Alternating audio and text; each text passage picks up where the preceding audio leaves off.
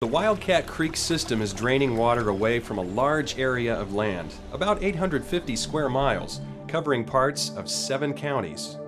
The land area is called the Wildcat Creek Watershed. This area includes cities, towns, and lots of farmland. Until the late 1800s, the landscape would have looked very different than today. The Wildcat Watershed would have been covered mostly by woodlands and wetlands. Historically, the watershed of the Wildcat was probably 95% wooded or forested, part of the eastern deciduous forest. Prior to settlement, with all the vegetation out on the lands, the flooding was a lot less. The peak flood levels were lower, the water came up more slowly, and then it came down more slowly. The forest is like a sponge, and it would hold the floods from getting to the rivers, and it would also then hold the standing water back in the woods and release it very, very slowly. Although the landscape has been changed, as you can see, the Wildcat is still a source of beauty. In most areas, the creek runs clean. Just how clean? I followed Sarah Bridgeford on a trip to the creek for water quality testing. As a volunteer for Hoosier River Watch, Sarah conducts periodic water tests on the Wildcat.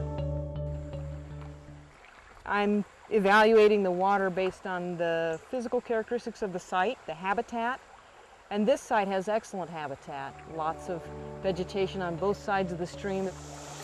In stream, we have a lot of nice rocks, cobbles, places for insects to live. We have pools for fish to live in. We have a lot of downed trees, also a good structure for fish to hide in. So this habitat right here is very nice. As well as the analysis of habitat, Sarah conducts a series of chemical tests of the water to find out the levels of oxygen, phosphorus, nitrogen, and pH. We have quite a bit in the water. In the time that I've been doing the testing, most of the basic indicators stay the same.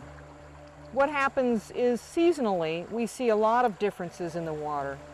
Today, it's a beautiful summer day. The water's fairly clear. If we were to come in the spring, late May after a rainstorm, it'd be a totally different story. The water would be muddy and it would be very high. So the creek has a lot of character depending on what season we are talking about. If I come back next summer on a similar day like this, I probably would be measuring about the same measurements. Environmental scientists know that stormwater runoff carries pollutants into surface waters. After a spring rainstorm, you will notice the creeks get muddy. The stormwater drains to the creek, carrying a mix of pollutants with it. A big part of this pollution is sediment, which is made up of eroded soil particles. But stormwater will also carry most anything that can be dissolved or moved with water, including lawn and farm chemicals, sewage and wastewater, detergents, automotive fluids from parking lots, and trash. Sarah also examines the biological health of the stream by collecting macroinvertebrates. Also houses of caddisflies. This is the biological sampling. It's called macroinvertebrate sampling.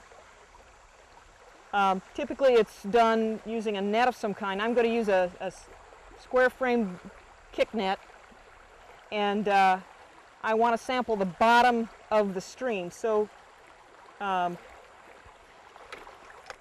going to rough up the bottom, and I'm trying to dislodge the insects, the individuals who live under the rocks, on top of the rocks.